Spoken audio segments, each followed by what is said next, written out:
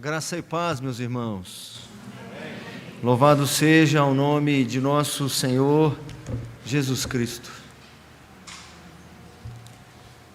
Estamos no último domingo do primeiro mês. Estamos começando o ano ainda. Preciso informar a igreja que nós reiteramos ou confirmamos todos os nossos projetos missionários.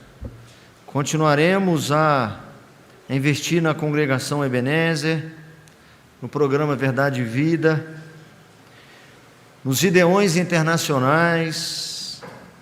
Nosso irmão, o reverendo Marcos, que está com a família na África do Sul, se preparando para ir para Nova Zelândia. Continuamos parceiros do projeto Pés Formosos, reverendo Ivan, que já está na Colômbia. Somos parceiros da Junta de Missões Nacionais, aqueles cofrinhos que nós arrecadamos aqui. Nós agora assumimos um compromisso com eles mensal. Tem um projeto da Junta de Missões Nacionais para plantar 80 igrejas novas nos próximos anos, e nós somos um dos parceiros.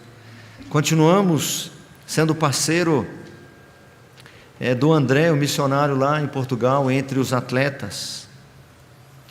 E além desses que nós vamos continuar, nós seremos parceiros na plantação de mais uma igreja, a igreja presbiteriana lá no Tijuco Preto. Seremos parceiros com mais outras duas igrejas, formando um trio: a Igreja Presbiteriana Unida de São Paulo, a Igreja Presbiteriana Betel de Vargem Grande Paulista e nós.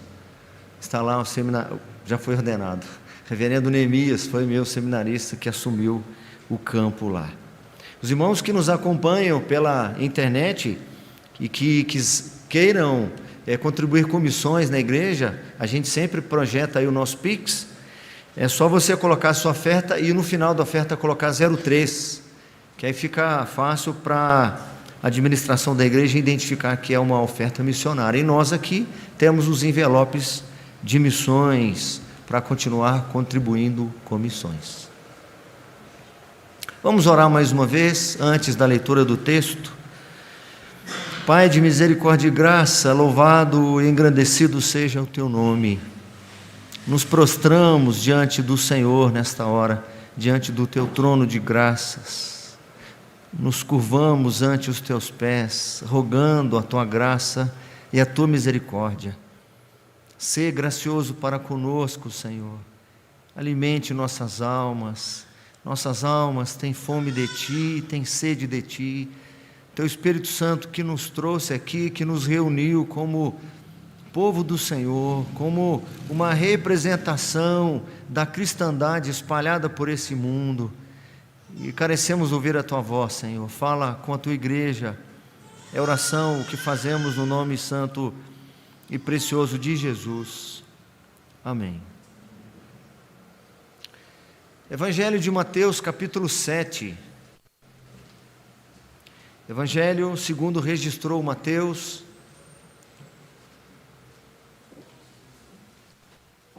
capítulo 7. Eu sei que tem gente do conjunto que anota, e hoje tem um esboço um pouquinho mais elaborado que vai ser projetado. Se quiser olhar para trás e acompanhar depois, não tem problema. Se quiser sentar ali para acompanhar também, esse é o momento oportuno para fazer essa pequena movimentação. Mateus capítulo 7, ou pega cola com alguém depois também, não tem problema, né? Mateus capítulo 7.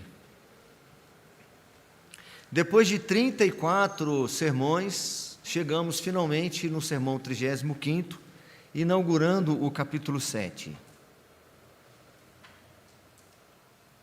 Os 20 primeiros versículos desse capítulo inauguram uma nova etapa, uma nova frente, novos ensinos do Senhor Jesus Cristo. Eu preciso reiterar isso incessantemente e incansavelmente. Ser discípulo de Jesus é ser diferente. Isso precisa ficar gravado na minha mente. Pode ir. Isso precisa ficar afixado no meu coração. O que isso significa? Não é uma frase de efeito, não é um slogan, é um ensino do Sermão do Monte. De uma vez por todas, eu preciso, em algum momento da minha vida, guardar isso no meu coração, rememorar isso constantemente e aplicar isso. Isso significa que eu preciso pensar de modo diferente de todas as outras pessoas. Eu preciso ter uma mente diferenciada. Eu preciso ter uma ótica diferenciada, um ponto de vista diferenciado. Eu preciso ter um coração diferenciado, sentimentos diferenciados. Ser diferente significa ter vontades diferenciadas. E o resultado disso tudo é ter práticas diferenciadas. Nós precisamos lutar com as forças que o Senhor nos concede, com os recursos que Ele nos concede, com a Sua graça que nos é concedida, com o Seu Espírito que em nós habita, para lutarmos com todas as forças, para nós não sermos mais quem nós sempre fomos até aqui. Não é o Ellison que está dizendo isso para vocês, meus irmãos, é Jesus que está ensinando isso no Sermão do Monte. Nós vimos isso no capítulo 5, vimos isso no capítulo 6, falando de áreas diferentes, falando de situações diferentes, e agora no capítulo 7, ele chega nessa nova sessão para abordar uma nova situação ainda, além de todas as que ele já falara nos capítulos anteriores. Numa leitura meio superficial aqui no capítulo 7, pode dar a impressão de que são vários ensinos do Senhor que foram agrupados aqui, vários ensinos isolados, que não tem a ver uma coisa com outra. Pode parecer que não tem nexo de uma orientação para outra orientação, de uma exortação para outra exortação, mas na realidade há uma linha condutora que unifica todos os ensinos variados aqui do capítulo 7, desses 20 primeiros versículos. Não sei se você acompanhou comigo, eu vou repetir de outra forma. Quando nós lemos aqui o capítulo 7, nós vamos ler agora, daqui a pouco, alguns versículos, pode nos dar a impressão de que são ensinos desconexos uns dos outros. O Senhor está dando várias lições, como se fossem provérbios. Os provérbios são assim, você lê um versículo, é um provérbio. O outro versículo, muitas vezes, não tem continuidade com o anterior. Pode parecer, mas não é verdade. Existe um fio condutor que unifica todos os ensinos aparentemente variados do Senhor que nós veremos. Vamos ler os 5 primeiros versículos. Se você tem aberto aí, você pode ler comigo de forma alternada. Esse texto a gente não projeta, a gente só transmite para quem está em casa. Mateus 7, de 1 a 5. Assim diz o texto: não julgueis, para que não sejais julgados.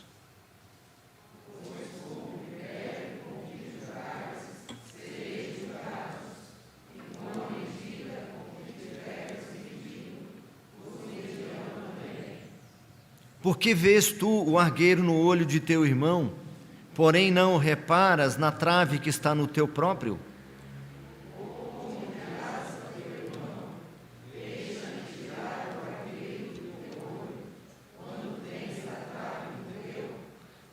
O 5, hipócrita, tira primeiro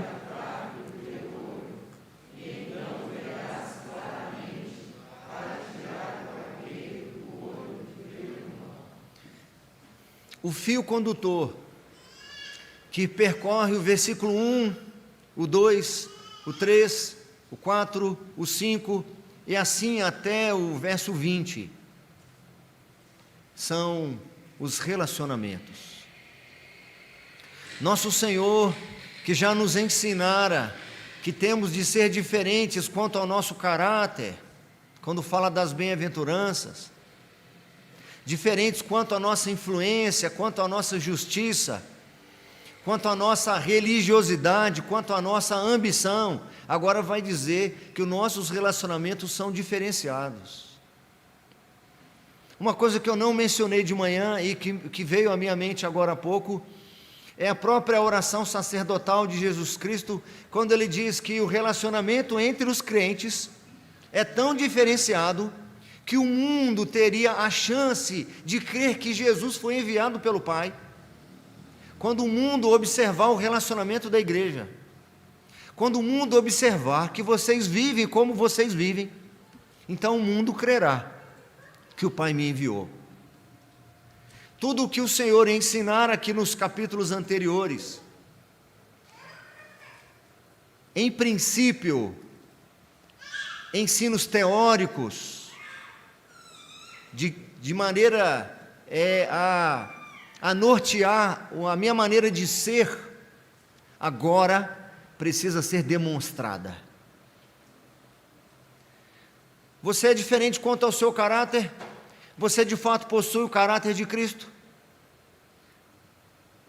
Você de fato reconhece-se pobre de espírito? Você é o que chora? Você é o pacificador? Você é o misericordioso?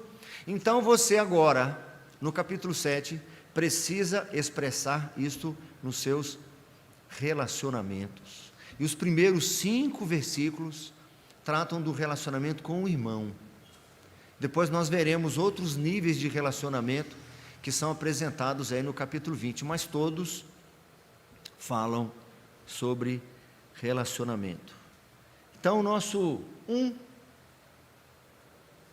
significa nosso relacionamento com os irmãos e com Deus, os 12 primeiros versículos.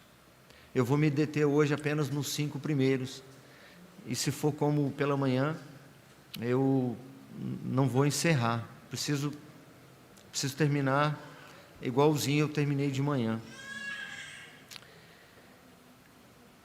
No nosso relacionamento com os nossos irmãos, o primeiro ensino extraído dessa passagem, quando o nosso Senhor diz, não julgueis para que não sejais julgados, quando Ele diz não julgueis, já dá-nos uma convicção, que é 1.1, pode ir, irmão.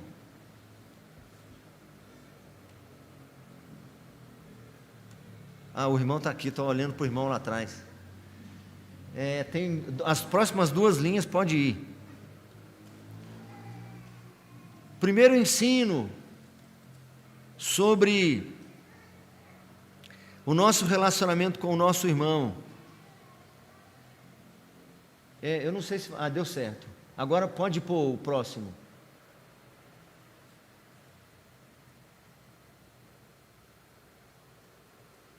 É bom que a gente ouve o barulho do ventilador enquanto a gente... Então vamos lá, quem está acompanhando aí, em casa está dando certo isso aí? Está mostrando? Então vamos lá. Do 1 ao 20, o texto fala sobre os relacionamentos, que nossos relacionamentos são diferenciados. Do 1 ao 12 fala dos nossos relacionamentos com os nossos irmãos e com Deus. Do 1 ao 5, que é o que eu vou pegar primeiro, fala só do nosso relacionamento com os nossos irmãos. Então o que nós vamos ouvir aqui agora, hoje, são orientações do Senhor que norteiam o nosso relacionamento entre nós. E segundo as palavras dele, os nossos relacionamentos, a nossa comunhão, ela precisa ser diferenciada de tudo o mais, de todos os demais relacionamentos. A primeira verdade apresentada para nós é que nos nossos relacionamentos, eles sempre serão acompanhados de problemas. Quando o nosso Senhor diz não julgueis, é porque há riscos de julgamento indevidos. E há riscos de julgamentos indevidos porque haveriam falhas e imperfeições. Nosso Senhor apresenta para nós aqui esta realidade. A comunidade dos salvos, o povo de Deus, que precisa viver junto, vai encontrar problemas e desafios para viverem juntos. Essa comunidade não vive uma vida perfeita nos seus relacionamentos. Isso é uma realidade. Os cristãos precisam saber que será sempre um desafio viver juntos. E eu preciso também, nos relacionamentos com os meus irmãos, demonstrar que de fato eu sou um discípulo de Jesus Cristo. Nós temos a tendência de nos afastar das pessoas que temos um pouco mais de dificuldade. Nós temos a tendência de evitar situações que vão gerar problemas, e é sábio de certa forma. Mas eles serão inevitáveis, por mais que eu tente evitar, em algum momento eu vou cruzar com uma situação na vida de algum irmão, de alguma conduta que ele vai fazer, de alguma postura que ele vai ter, que vai me incomodar. Jesus está dizendo assim: não julga o seu irmão.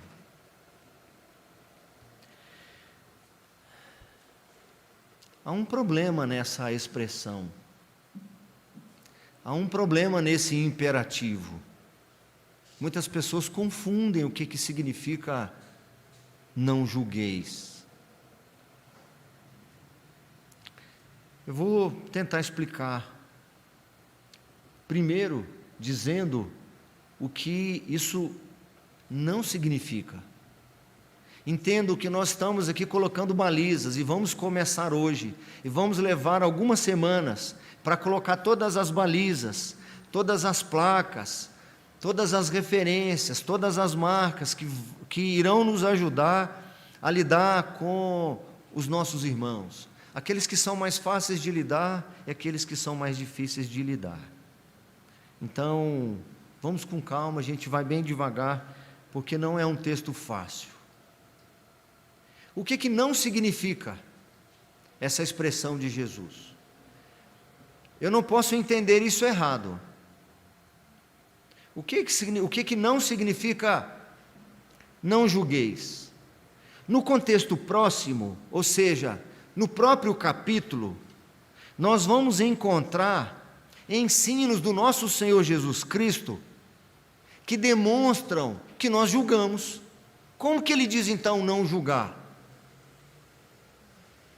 Esse não julgueis não significa que os discípulos de Jesus Cristo devam ser pessoas sem opinião, e se ele as tem, se possui alguma opinião, eles não a emitem. Não significa isso.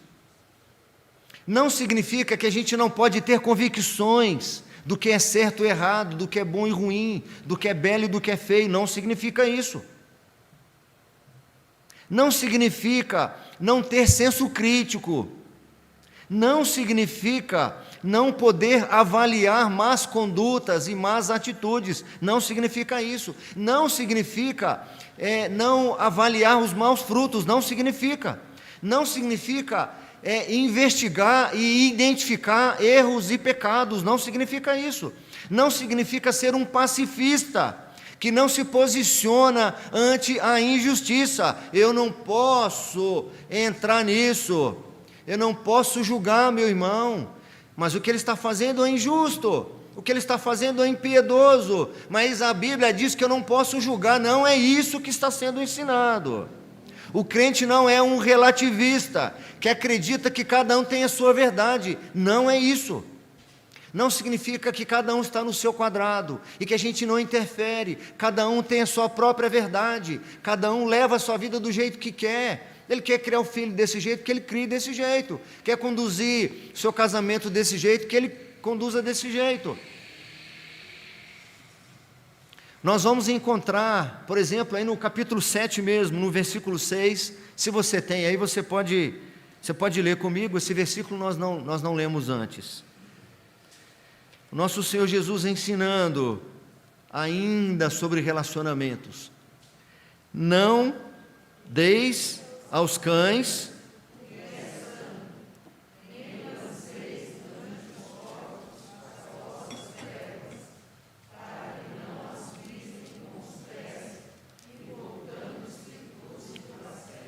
O nosso Senhor se refere a algumas pessoas como cães e como porcos. algum julgamento negativo certamente ocorreu. Como que se chega à conclusão? Como que eu vou saber quem é que eu não posso jogar pérolas? Esse você não deve julgar pérolas. Algum critério de avaliação deve ser feita. Eu não posso ser neutro nisso.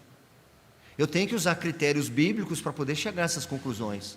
Então, repetindo, quando Jesus diz não julgueis, não significa neutralidade, nem isenção, e muito menos omissão. Eu tenho que usar os critérios bíblicos para identificar.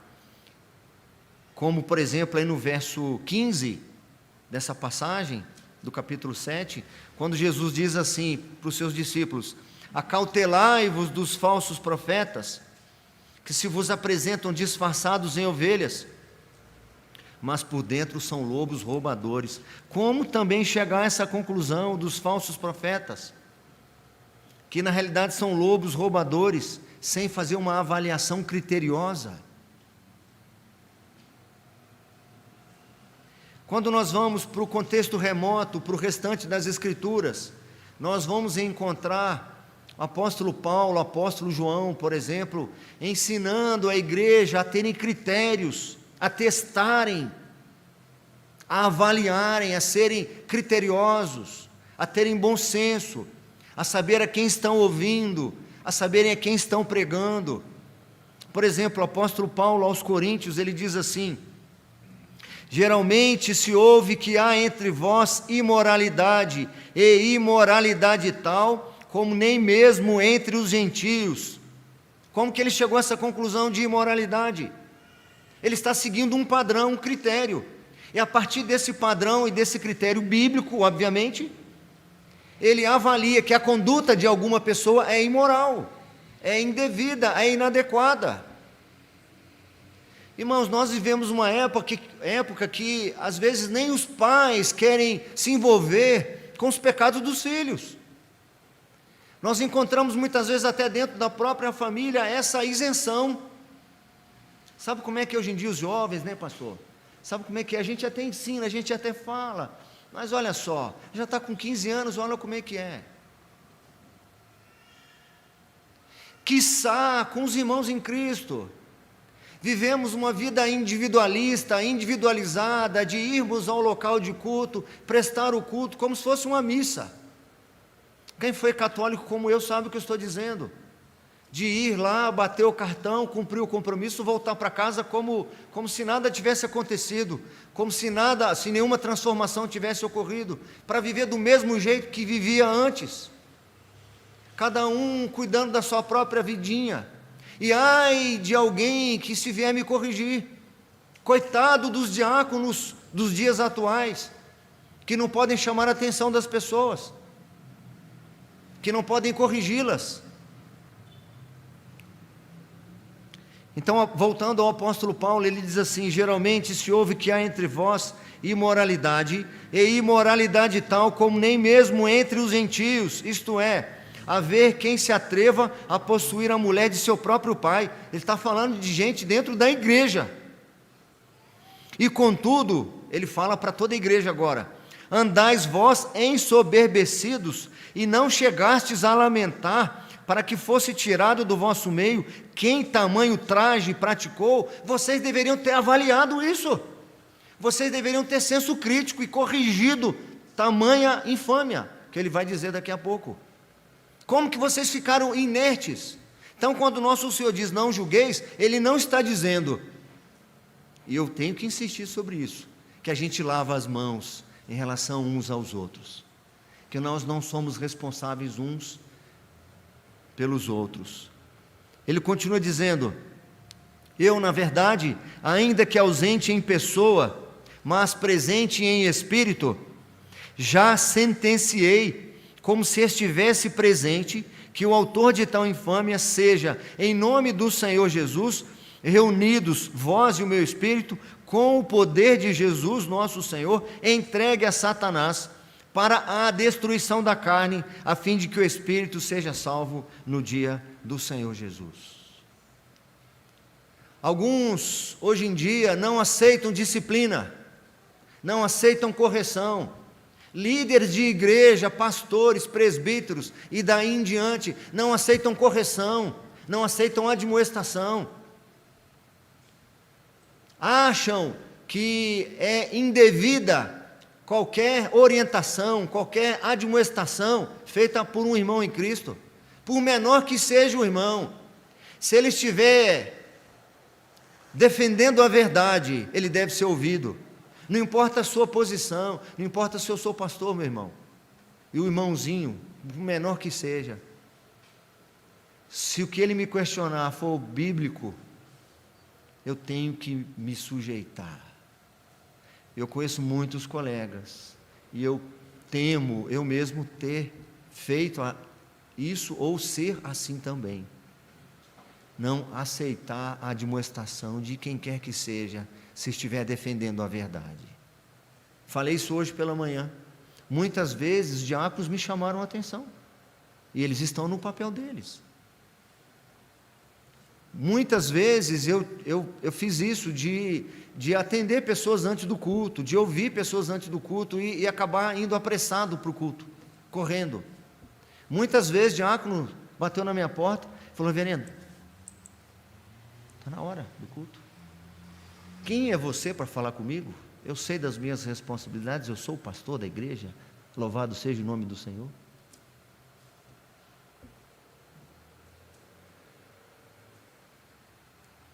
A falta de correção, a falta de cuidado uns com os outros, contamina o corpo, mata a nossa comunhão, prejudica toda a saúde espiritual do corpo de Cristo, ofende o nosso Senhor e afasta aqueles eleitos do Senhor que poderiam ser atraídos pelo bom perfume de Cristo no nosso relacionamento, os afasta, porque o que deveria atraí-los é a nossa comunhão.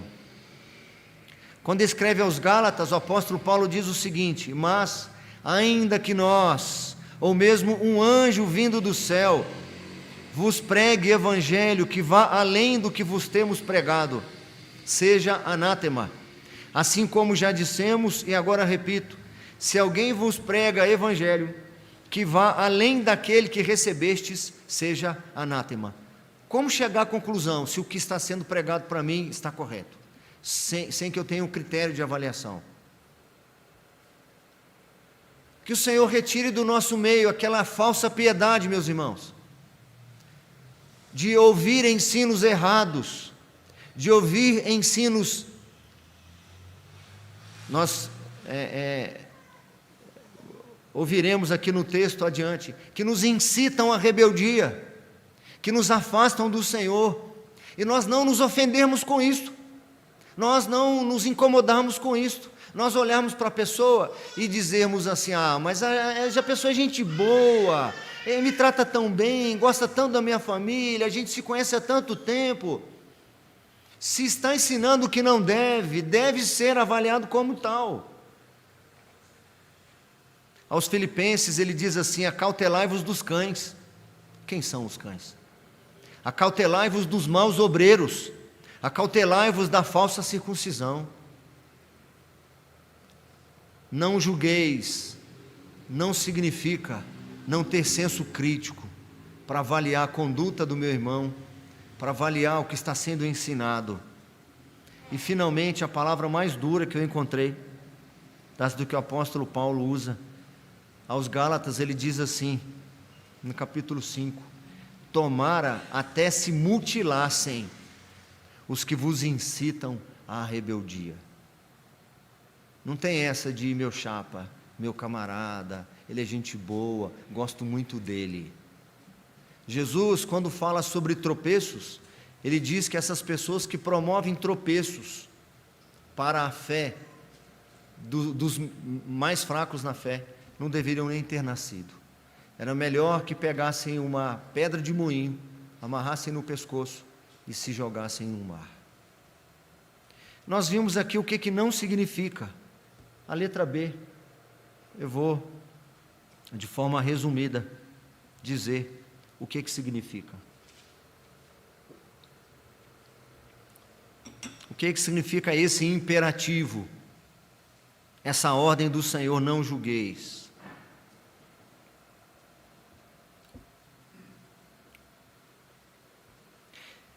Significa, não seja julgador de seu irmão.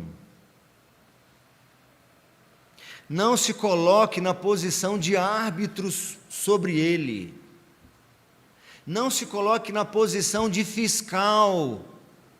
Ficar atrás procurando falhas, defeitos e imperfeições. Significa isso. Significa não adotar um espírito crítico que só critica. Significa não assumir uma postura condenatória, não se colocar numa posição superior a ele. Devemos observar, sim, devemos avaliar e julgar os frutos, as condutas, mas não com uma atitude condenatória. Precisamos de equilíbrio. É a letra C. Por isso que eu falei que o esboço hoje é um pouquinho mais elaborado. Nós precisamos de um equilíbrio.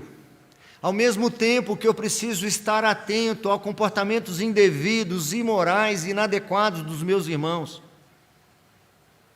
eu preciso, ao mesmo tempo, me colocar numa posição de misericórdia e de piedade em relação a ele. Nós veremos isso mais adiante. Ao mesmo tempo que eu preciso ser criterioso em relação ao sermão, aos estudos, em relação àquilo que ensinam para mim, eu preciso ser crente de que, e confiante no Senhor, de que Ele conduz a sua palavra. Então eu posso avaliar o sermão do pastor, eu posso fazer uma avaliação crítica se o que ele está ensinando de fato é bíblico e se ele de fato está sendo um bom obreiro. Daí ficar falando mal dele pelos corredores, ficar falando mal dele no almoço em casa, no jantar depois do culto, ficar murmurando no ouvido dos irmãos, criticando o obreiro, são coisas diferentes. É preciso haver um equilíbrio e uma sensatez entre uma crítica correta, justa e bíblica e aquilo que é maledicência, aquilo que é um juízo condenatório, aquilo que é uma difamação. As consequências disso, pode olhar. Os problemas são uma realidade. Agora as consequências, não julgueis para que não sejais julgados. A consequência de não usar de juízo condenatório, nós encontramos aí no final do versículo 1 e no versículo 2 inteiro. Não julgueis para que não sejais julgados, pois com o critério com que julgardes, sereis julgados, e com a medida com que tiverdes medido, vos medirão também. Esse verso 2 explica que os critérios que eu usar para pesar e para avaliar o meu irmão serão usados contra mim. Por quem? Alguns acham que pelo irmão. Se você está medindo o irmão dessa maneira, ele vai te medir também. Se você está usando de juízo infamatório, condenatório, exagerado contra ele, ele vai usar contra você também. Mas os melhores comentaristas dizem que a consequência disso vem de Deus e não das pessoas. A melhor resposta é fundamentada em Deus. Não devemos usar de juízo condenatório, de espírito crítico, para não sermos tratados pelos homens da mesma forma. Pode ser, mas o mais grave é que nós devemos abolir essas atitudes para que nós mesmos não sejamos terminantemente condenados diante de Deus. Uma atitude condenatória demonstra um problema sério nossa em relação a Deus. Os discípulos de Jesus, que se relacionam de maneira adequada com Deus, eles obrigatoriamente se relacionarão de modo adequado com seus irmãos.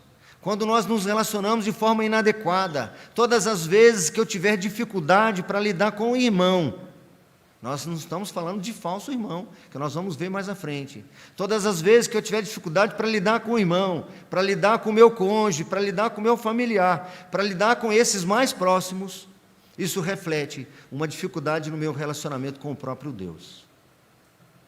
Quando nós olhamos aí no próprio Sermão do Monte, nós vamos encontrar, aí no capítulo 6, se você puder conferir, é só mudar, está na página do lado aí. Nosso Senhor, no verso 14 e 15, depois da oração do Pai Nosso, Ele diz assim: porque se perdoardes aos homens as suas ofensas, também vosso Pai Celeste vos perdoará. Se, porém, não perdoardes aos homens as suas ofensas, tampouco vosso Pai vos perdoará as vossas ofensas. Lembremos que bem-aventurados são os misericordiosos. Você é misericordioso? Por que se sente superior ao seu irmão? Ou por que você se afasta do relacionamento com ele? Nossa relação com nossos irmãos revela nosso relacionamento com Deus. Eu vou conseguir um pouquinho mais adiante do que eu fui de manhã. O ponto 3, justiça e a misericórdia. Ao nos depararmos com o irmão que mentiu, um pecado desprezível, o que nós pensamos dele? Qual deveria ser nossa atitude em relação a ele? Se nós o medirmos apenas pela justiça, nós corremos o risco de incorrer no erro que Jesus está ensinando aqui: não julgueis. Eu não devo usar só a justiça para avaliar os erros dos meus irmãos. O meu julgamento será condenatório, meu julgamento será manco, a conclusão a que eu vou chegar vai ser uma conclusão falha. Mas a lei não diz isso.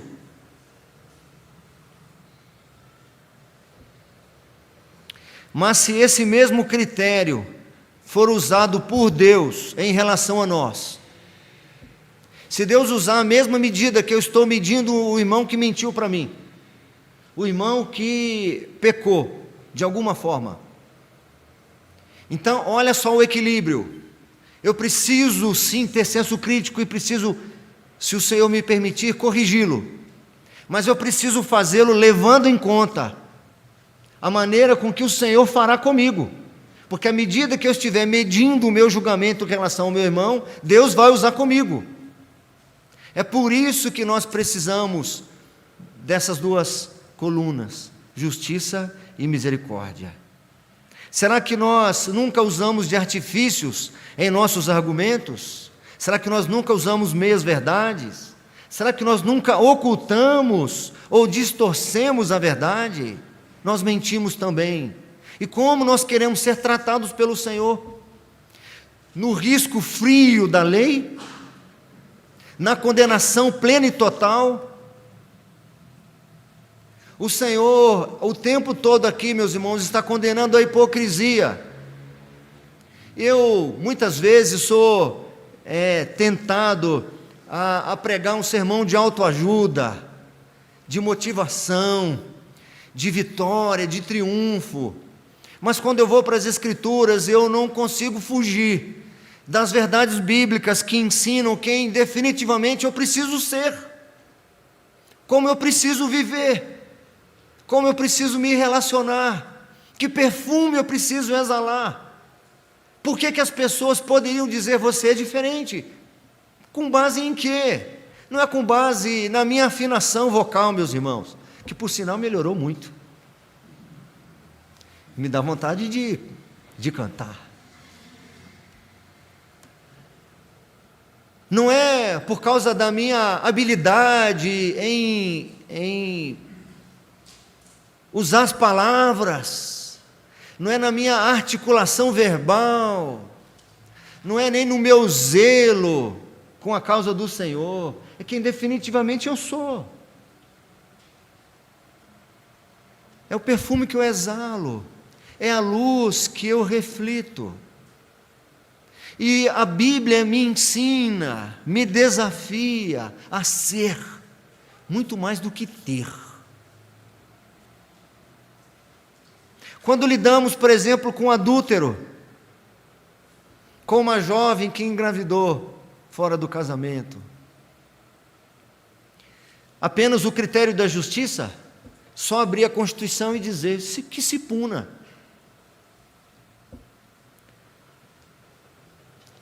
Nós, já disse isso muitas vezes, não podemos ser omissos em relação a isso. Mas eu vou usar apenas o critério da justiça? Eu vou me esquecer do que o capítulo 5 me ensina, do versículo 27 em diante? Observe aí para você ver.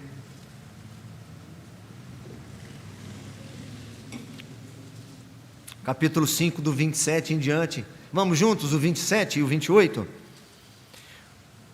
Ouvistes que foi dito: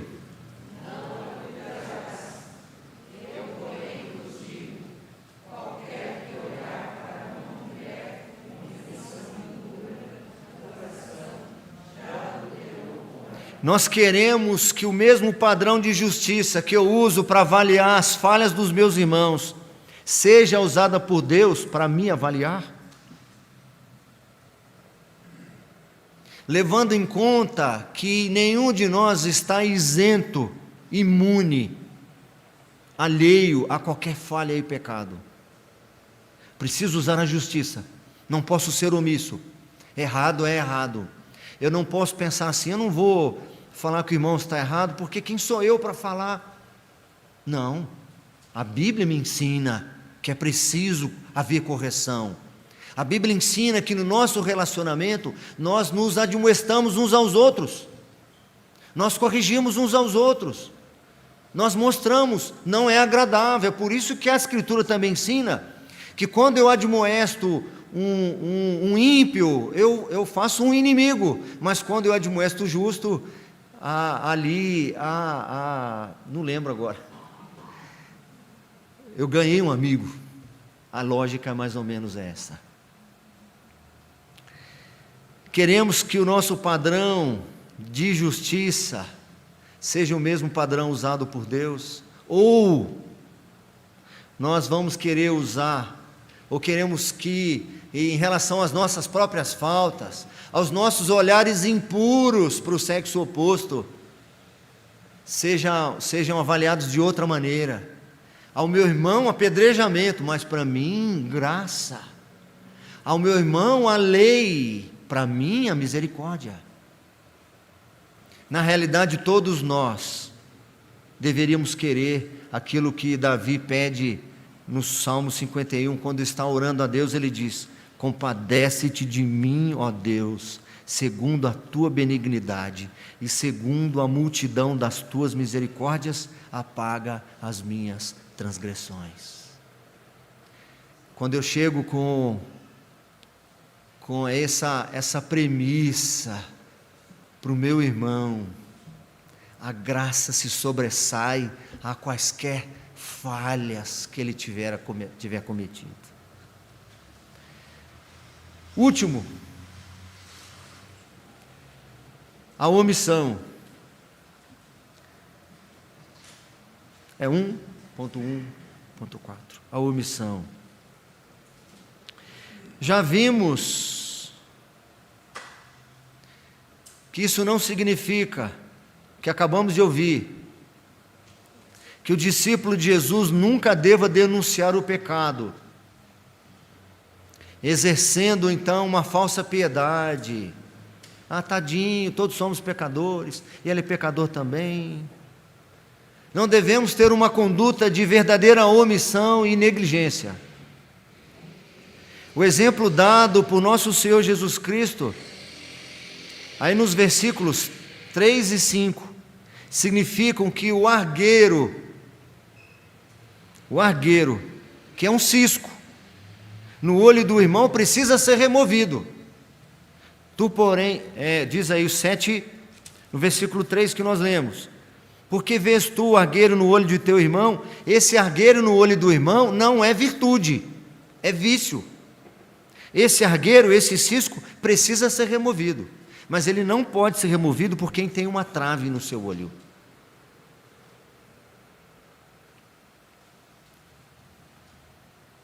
Conclusão: Essa passagem não ensina que usando de misericórdia com o irmão, pode-se também ganhar misericórdia de Deus. Eu vou ser misericordioso para Deus também usar de misericórdia comigo. É o contrário. É porque Ele já usou de misericórdia comigo, que eu tenho a obrigação de usar de misericórdia com o meu irmão. Misericórdia não pode ser conquistada por merecimento. Mas nós podemos sim nos afastar da misericórdia, por conta de alguma arrogância, alguma altivez, se opondo assim àquela bem-aventurança de ser pobre de espírito, de ser pacificador, de ser misericordioso. Os discípulos de Jesus se diferenciam, pois refletem seu caráter, vivendo com justiça e demonstrando misericórdia. É difícil conviver com pessoas assim, meus irmãos. É difícil conviver com pessoas que nos corrigem. É difícil conviver com alguém que aponta nossas falhas. Não é agradável, eu confesso, não é agradável. Não é fácil, é desafiador, mas é necessário. E ao fazê-lo, apontar a falha, que ela seja feita com misericórdia. E porque nós temos consciência das nossas próprias falhas e fraquezas, nós sabemos que nós precisamos de ter graça com os nossos irmãos. Ao sermos levados a corrigir o nosso irmão, nós precisamos orar como Davi, também lá no Salmo 51, quando ele diz assim: pois eu conheço as minhas transgressões, e o meu pecado está sempre diante de mim.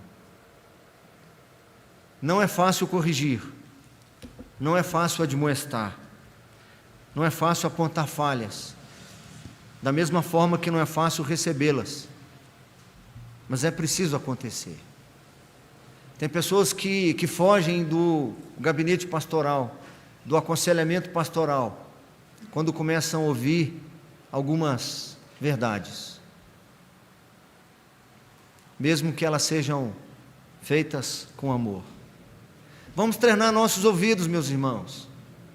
Vamos pedir ao Senhor que tire um pouco a nossa sensibilidade, para nós não sermos crentes dodóizinhos, nem mimimi, deixando assim pastores muitas vezes enclausurados, sem a liberdade de poder pregar, porque muitas vezes as pessoas acham que, olha, ele está falando comigo,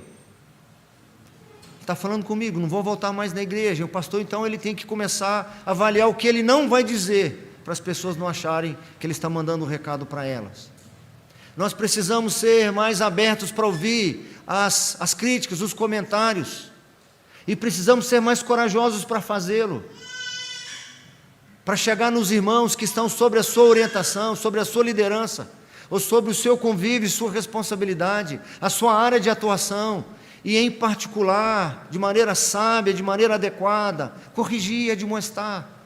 O apóstolo Paulo, terminando a carta a Timóteo, ele diz assim: prega a palavra, insta, quer seja oportuno, quer não, corrige, repreende, exorta, mas com toda longanimidade e doutrina. Nós não somos juízes uns dos outros, nós somos servos uns dos outros. Nós não estamos no lugar de condenar as pessoas, mas estamos na posição de ajudá-las a vencer as suas limitações e as suas falhas. Que o Senhor nos dê graça e misericórdia, para que o nosso relacionamento seja diferenciado, e que haja entre nós uma comunhão, laços de afetos tão profundos, que o mundo, ao nos observar, realmente creia que Jesus Cristo foi um enviado do Pai.